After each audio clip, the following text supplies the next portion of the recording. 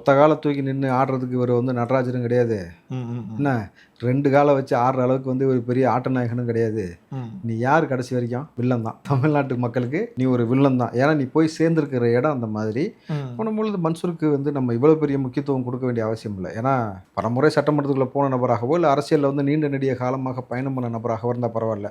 Election வரும்பொழுது மழை பெய்யும் போது ஒரு காலம் முளைக்கும் பார்த்தீங்களா?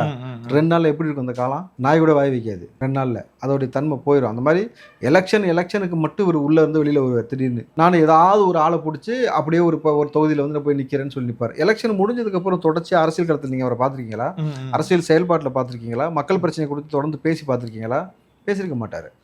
நீங்கள் மன்சூருக்கு உள்ளபடி வந்து இந்த பெண் குழந்தைகள் போதை கலாச்சாரத்தில் எவ்வளோ பாதிக்கப்பட்டிருக்காங்க, இன்னும் சொல்லப்போனால் சிறார்கள் எவ்வளோ பாதிக்கப்பட்டிருக்காங்க, இந்த அதாவது போதையினால் பெண்களை எவ்வளவு வந்து வஞ்சிச்சிருக்காங்கன்றதை யோசிச்சா அவர் பேச மாட்டார். ஆச்சி ராயல் குலோப் ஜாமுன் பேக்ஸ் 1 வாங்கினால் 1 இலவசம்.